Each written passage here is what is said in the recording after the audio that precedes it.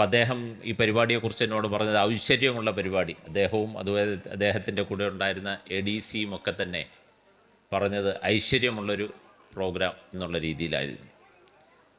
അപ്പോൾ അത് ചിലപ്പോൾ വളരെ വലിയ പരിപാടി, വളരെ ആൾ കൂടുന്ന പരിപാടി, അല്ലെങ്കിൽ വളരെ സാമ്പത്തികമായിട്ട് ഒരുപാട് ചിലവാക്കുന്ന പരിപാടി, അങ്ങനെ ഒക്കെ തന്നെ പല പരിപാടികൾ നമ്മൾ മാനദണ്ഡം വച്ചാലും ഐശ്വര്യം എന്ന് പറയുന്ന സാധനം അത് നമുക്ക് ചില സ്ഥലങ്ങളിൽ മാത്രമേ കിട്ടുള്ളൂ.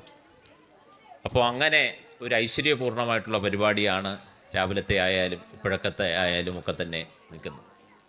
അപ്പോൾ ആ ഒരു ഐശ്വര്യപൂർണ്ണമായിട്ടുള്ള ആ ഒരു കാര്യത്തിന് എന്താണ് കാര്യം എന്ന് പറഞ്ഞാൽ, ഒരേ വേഷം ഒട്ടനവധി ആൾക്കാർ അണിഞ്ഞുകൊണ്ട്, അപ്പോൾ ഒരേ വേഷം ഒട്ടനവധി ആൾക്കാർ അണിയുക എന്ന് പറഞ്ഞാൽ അതിനൊരു പ്ലാനിങ് വേണം. ഇപ്പോൾ പല വേഷങ്ങളിൽ ഇവിടെ ഒരു 100-200 പേര് വരുന്നതിന് ഒരു പ്ലാനിങ്ങിൻ്റെ ആവശ്യമില്ല. പക്ഷേ ഒരേ വേഷം ഒരേ ആൾക്കാർ ഒട്ടനവധി ആൾക്കാരെ അണിഞ്ഞുകൊണ്ട് ഒരു സമയത്ത് കൃത്യമായിട്ട് സംഘടിക്കണമെങ്കിൽ അതിനൊരു പ്ലാനിങ് വേണം. അപ്പോൾ ആ ഒരു പ്ലാനിങ് ഇവിടുത്തെ എല്ലാവരും തന്നെ നടത്തിയിട്ടുണ്ട്. ഇവിടെ ഇപ്പോൾ സന്നിഹിതരായിട്ടുള്ള നിങ്ങളെല്ലാവരും തന്നെ നടത്തിയിട്ടുണ്ട്. അപ്പോൾ ആ ഒരു പ്ലാനിങ്ങിൻ്റെ ഭാഗമായിട്ടാണ് ബഹുമാന്യനായിട്ടുള്ള ശ്രീധരൻപിള്ള സാർ വന്നപ്പോൾ അദ്ദേഹത്തിനും അദ്ദേഹത്തിൻ്റെ ADCക്കും അതുപോലെ തന്നെ എല്ലാവർക്കും തന്നെ ആ ഒരു ഐശ്വര്യം അവരുടെയൊക്കെ തന്നെ മനസ്സിൽ കുറിച്ചിട്ട് ഒരുപാട് പരിപാടികളിൽ അവർ പോയിട്ടുണ്ടെങ്കിലും ഇതിന് നേരെ അതിനുശേഷം അദ്ദേഹത്തിനോടൊപ്പം ഞാൻ പോയത് വർക്കലയിലെ പരിപാടിയാണ്. അപ്പോൾ അവിടെയൊന്നും തന്നെ അങ്ങനെ ഒരേ വേഷവും അങ്ങനെയൊന്നും കണ്ടിട്ടില്ല. അപ്പോൾ ഒരു ഈശ്വര സങ്കല്പത്തിൻ്റെയും അടിസ്ഥാനം ഐശ്വര്യമാണ്. ഏറ്റവും വലുതായിട്ട് നമ്മളൊക്കെ തന്നെ ഈശ്വരനെ ആശ്രയിക്കുന്നത് നമ്മുടെ പരിഭവങ്ങളൊക്കെ തന്നെ പറയാൻ വേണ്ടിയാണ്. പക്ഷേ ഒരു ഈശ്വര സങ്കല്പം ഏറ്റവും മനോഹരമായിട്ട് നമ്മുടെ മുന്നിൽ ആവിഷ്കരിക്കുന്നത് കൃഷ്ണനും കുചേലനും തമ്മിലുള്ള സങ്കല്പമാണ്. കൃഷ്ണനും കുചേലനും അവർ സതീർത്ഥ്യരായിരുന്നു, കളിക്കൂട്ടുകാരായിരുന്നു. കുചേലൻ അങ്ങേയറ്റത്തെ ദാരിദ്ര്യത്തിൽ കിടക്കുമ്പോഴാണ് കൃഷ്ണനെ പോയി കാണുന്നത്. ഭഗവാൻ കൃഷ്ണനെ പോയി കാണണം എന്ന് പറഞ്ഞുകൊണ്ട് കുചേലനെ അയക്കുന്നത്. അങ്ങനെ ഭഗവാൻ കൃഷ്ണനെ പോയി കാണാൻ വേണ്ടി കുചേലനെ അയക്കുമ്പോൾ കുചേലൻ്റെ ഭാര്യ പറഞ്ഞു വിടുന്നത് അദ്ദേഹം ഒരു പരിഭവങ്ങളുടെ ഭാണ്ഡക്കെട്ടുമായിട്ടാണ് കൃഷ്ണനെ കാണാൻ വേണ്ടി വിടുന്നത്. പക്ഷേ കുചേലൻ സ്വന്തം അധ്വാനത്തിൽ നിന്നും സ്വന്തം വിയർപ്പിൽ നിന്നും കുത്തിയ അവലുമായിട്ടാണ് കാണാൻ വേണ്ടി പോകുന്നത്. നെയ്യാറ്റിൻകര ഉണ്ണിക്കണ്ണനുണ്ട്. ആ എല്ലാ ശ്രീകൃഷ്ണനും ഏറ്റവും ഇഷ്ടപ്പെട്ട നിവേദ്യം എന്ന് പറഞ്ഞാൽ അവൽ നിവേദ്യമാണ്. പക്ഷേ ശ്രീകൃഷ്ണൻ പോയത് കുചേലൻ ശ്രീകൃഷ്ണനെ കാണാൻ വേണ്ടി പോയത് അവലുമായിട്ടാണ്. അങ്ങനെ ഭാര്യ പറഞ്ഞു, ഈ മുഴുവൻ പരിഭവങ്ങളുടെയും ഭാണ്ഡക്കെട്ട് ചെന്ന് ശ്രീകൃഷ്ണനോട് പറയണം എന്ന് ഭാര്യ പറഞ്ഞു. പക്ഷേ കുചേലൻ ശ്രീകൃഷ്ണനെ ചെന്ന് കണ്ടപ്പോൾ അദ്ദേഹത്തിന് ഒന്നും പറയാൻ വേണ്ടി തോന്നിയില്ല. അദ്ദേഹത്തിൻ്റെ കളിക്കൂട്ടുകാരനോട് അദ്ദേഹം സ്വന്തമായിട്ട് അധ്വാനിച്ച് തയ്യാറാക്കിയ അരി കുത്തിയ ഈ അവലിൻ്റെ ആ ഐശ്വര്യപൂർണമായ പൊതി മാത്രമാണ് തുറന്നത്. അങ്ങനെ ഒരു പരിഭവവും പറയാതെ 1-2 പിടി വാരി കഴിച്ചപ്പോഴത്തേക്കും തന്നെ അദ്ദേഹത്തിൻ്റെ കൈ വന്ന് പിടിക്കുകയും അദ്ദേഹം സ്വന്തം സുഹൃത്തിനെ സ്വന്തം കളിക്കൂട്ടുകാരനെ കണ്ട നിർവൃതിയോടുകൂടി സ്വന്തം ഭാര്യ പറഞ്ഞ ഒരു കാര്യം പോലും പറയാതെ, ഒരു പരിഭവം പോലും പറയാതെ അദ്ദേഹം തിരികെ വന്നു. അപ്പോൾ ഭഗവാന് നിവേദ്യം അർപ്പിക്കുന്ന സമയത്ത് ഒരു പരിഭവവും നമ്മൾ പറയണ്ട. തിരിച്ചദ്ദേഹം വീട്ടിൽ വരുന്ന ഓരോ വഴിയും ഞാനിനി ഭാര്യയോട് എന്തു പറയും എന്നുള്ള വലിയ കുണ്ഠിതവുമായിട്ടാണ് വരുന്നത്. പക്ഷേ തിരിച്ച് വീട്ടിൽ കയറുമ്പോൾ എല്ലാ ഐശ്വര്യവും കുചേലന് വന്നു. അതാണ് നമ്മൾ കാണാൻ വേണ്ടി കഴിയുന്നത്. അപ്പോൾ ഭഗവാന് മുന്നിൽ നമ്മൾ ഐശ്വര്യപൂർണമായിട്ട് നിന്നാൽ തന്നെ, ഭഗവാന് മുന്നിൽ ഒരു പരിഭവവും അർപ്പിക്കാതെ ഐശ്വര്യപൂർണമായിട്ട് നിന്നാൽ തന്നെ തീർച്ചയായിട്ടും നമുക്ക് ഐശ്വര്യം വരും എന്നുള്ളതാണ് ആ ഒരു സങ്കല്പത്തിൽ നിന്ന് നമുക്ക് മനസ്സിലാകുന്ന ഒരു കാഴ്ച. തീർച്ചയായിട്ടും ഇവിടെ ഇങ്ങോട്ട് വരുന്ന സ്ഥലം തന്നെ കുറച്ച് നമുക്കറിയാം. 2-3 റോഡുകളൊക്കെ തന്നെ പതറിയൊക്കെയാണ്. പക്ഷേ ഇവിടെ വരുമ്പോൾ തീർച്ചയായിട്ടും ഒരു ക്ഷേത്രത്തിൻ്റേതായിട്ടുള്ള എല്ലാ ഐശ്വര്യവും ഇവിടെയുണ്ട്. ഇപ്പോൾ കേരളത്തിൽ നമുക്കറിയാം ഒട്ടനവധി ആത്മഹത്യകൾ തീർച്ചയായിട്ടും നടക്കും.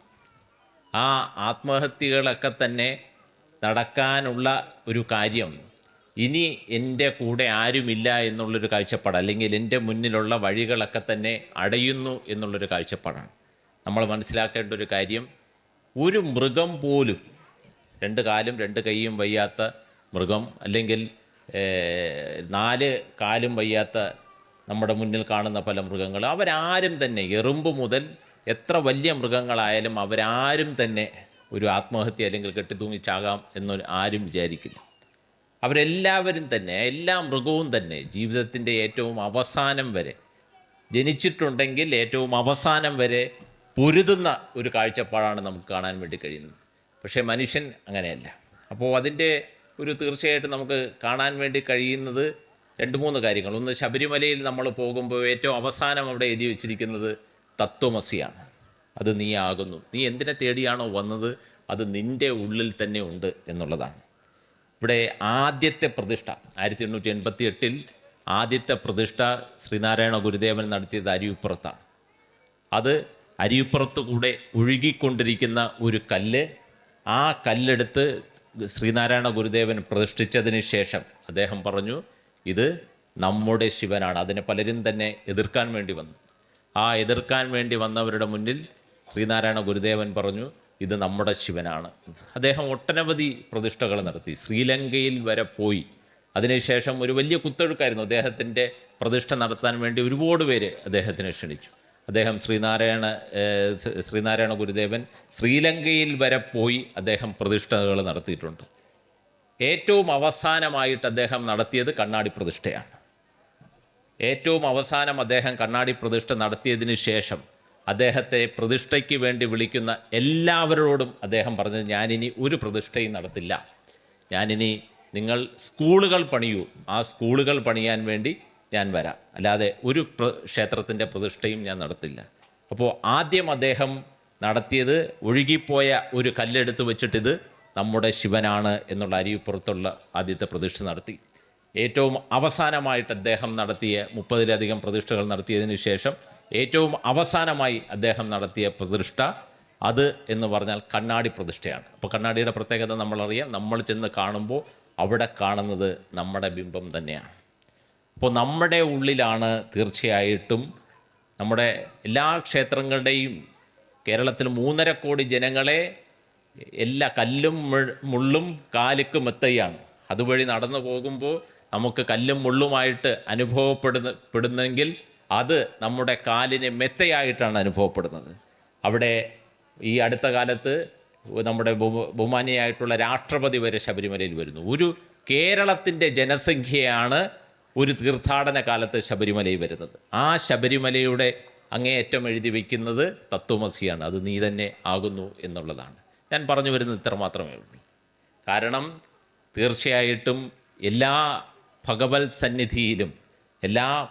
സന്നിധിയിലും നമുക്ക് തരുന്ന ഒരു കാര്യം, നമ്മുടെ ഉള്ളിൽ ഈശ്വരൻ്റെ എല്ലാ ശക്തിയും നമ്മുടെ ഉള്ളിലുണ്ട്. ഇന്നിപ്പോൾ നമുക്കറിയാം, നമ്മൾ നിൽക്കുന്ന ഈ ഒരു സ്റ്റേജും അതുപോലെ തന്നെ ഈ കെട്ടിടവും ഇതിവിടുത്തെ ഭാരവാഹികളുടെ മനസ്സിലുദിച്ച കാര്യമാണ്, അവരുടെ സ്വപ്നമാണ്. അതുപോലെ ഈ മതപാഠശാല അവരുടെ മനസ്സിൽ കണ്ട സ്വപ്നമാണ്. ഗോവയുടെ ഒരു പ്രധാനപ്പെട്ട സംസ്ഥാനത്തിൻ്റെ ഒരു ഗവർണർ, അദ്ദേഹം നമ്മുടെ ഈ നാട്ടിൽ സന്ദർശിക്കണം, അദ്ദേഹം നമ്മൾ കൊടുക്കുന്ന ഒരു ആദരവ് ഏറ്റുവാങ്ങണം എന്നുള്ളത് ഈ കമ്മിറ്റിക്കാരുടെ കൂടിയിരുന്ന അവരുടെ സ്വപ്നമാണ്. ആ സ്വപ്നമാണ് യാഥാർത്ഥ്യമായത്. ഈ പന്തലും ഈ മതപാഠശാലയും ഒക്കെ തന്നെ അവരുടെ സ്വപ്നമാണ് യാഥാർത്ഥ്യമായത്. ഇന്നിപ്പോൾ ഇവിടെ അവാർഡ് വാങ്ങിച്ച കുട്ടികളുണ്ട്, അവാർഡിന് അർഹരായവരുണ്ട്. അപ്പോൾ അവരോടൊക്കെ തന്നെ തീർച്ചയായിട്ടും ഈ പ്രകാശം, ഇവിടുത്തെ പ്രകാശം എന്ന് പറഞ്ഞാൽ ഒരു ടോർച്ച് ലൈറ്റാണ്. ആ ടോർച്ച് ലൈറ്റ് കൊണ്ട് തീർച്ചയായിട്ടും നമുക്ക് ഒരു സ്ഥലത്തെ മാത്രമല്ല, വളരെ ദൂരെയുള്ള ഒരു സ്ഥലത്തെ ഇരുട്ട് നമുക്ക് മാറ്റാൻ വേണ്ടി കഴിയും. അതാണ് തീർച്ചയായിട്ടും ക്ഷേത്രങ്ങൾ കൊണ്ട്, ഹിന്ദു സങ്കല്പം കൊണ്ട് നമുക്ക് മുന്നോട്ട് പോകാൻ വേണ്ടി കഴിയുന്നത്. ആ ഹിന്ദു സങ്കല്പം തീർച്ചയായിട്ട് നമ്മുടെ ഉള്ളിലാണ് വരേണ്ടത്. തീർച്ചയായിട്ടും പ്രാർത്ഥന ഞാൻ നേരത്തെ പറഞ്ഞതുപോലെ ഭഗവാനോട് നമ്മൾ അല്ലെങ്കിൽ ദേവിയോട് നമ്മൾ പരിഭവമല്ല പറയാനുള്ളത്, നമുക്കിതുവരെ തന്ന സൗഭാഗ്യങ്ങളാണ് ദേവിയോട് പറയേണ്ടത്. എങ്ങനെയാണോ കുചേലൻ ഒന്നും പറയാതെ സ്വന്തമായിട്ട് കുത്തിയ അവൽ ശ്രീകൃഷ്ണന് സമർപ്പിച്ച സമയത്ത് ശ്രീകൃഷ്ണൻ എല്ലാ ഐശ്വര്യവും കൊടുത്തതുപോലെ നമുക്കിന്നേ വരെ ജീവിതത്തിലുണ്ടായ എല്ലാ സൗഭാഗ്യങ്ങളും നമ്മൾ ദേവിക്ക് എല്ലാ ദിവസവും നന്ദി പറഞ്ഞാൽ തീർച്ചയായിട്ടും ഇനിയും നമുക്ക് സൗഭാഗ്യങ്ങൾ മാത്രമേ ജീവിതത്തിൽ ഉണ്ടാവുകയുള്ളൂ. ആ ഒരു ഐശ്വര്യം എനിക്ക് നിങ്ങളിൽ എല്ലാവരും തന്നെ കാണാൻ വേണ്ടി കഴിയുന്നുണ്ട്. ഇവിടുത്തെ കുട്ടികളും തീർച്ചയായിട്ടും ഇന്നിപ്പോൾ അവാർഡ് വാങ്ങിയ കുട്ടികളും ഒക്കെ തന്നെ തീർച്ചയായിട്ടും ഈ ഒരു വലിയൊരു സങ്കല്പത്തോടുകൂടി നിങ്ങൾക്ക് ഇന്നേ വരെ മുഴുവൻ A+ഉം തീർച്ചയായിട്ടും ഈ ഒരു അമ്മയുടെ അനുഗ്രഹത്താലാണ് ഉണ്ടായത്. അത് തീർച്ചയായിട്ടും ആ ഒരു അനുഗ്രഹം തീർച്ചയായിട്ടും ഭാവിയിലും ഉണ്ടാകും. അതിനെ തീർച്ചയായിട്ടും ഒരു കടപ്പാടോട് തീർച്ചയായിട്ടും നമ്മൾ കണ്ടാൽ അതിൽ ഒരു മുന്നോട്ടുള്ള പോക്ക് നമ്മളുണ്ടാവും. ഇങ്ങനെ എല്ലാവരെയും തന്നെ ഈ ഒരു അവസരത്തിൽ എനിക്ക് രാവിലത്തെ പരിപാടിയോടുകൂടി ഞാൻ പോയതാണ്. പിന്നെ ഒരു തവണ കൂടെ നിങ്ങളുടെ 2 വാക്ക് സംസാരിക്കാൻ വേണ്ടി നേരിൽ കാണാൻ വേണ്ടിയും ഒക്കെ തന്നെ ഒരു അവസരം നൽകിയതിന് ഒരിക്കൽ കൂടി ഇവിടുത്തെ ഭാരവാഹികൾക്ക് ഞാൻ എൻ്റെ ഹൃദയത്തിൽ നിന്നുള്ള നന്ദി രേഖപ്പെടുത്തുന്നു. നന്ദി, നമസ്കാരം, വന്ദേ മാതരം.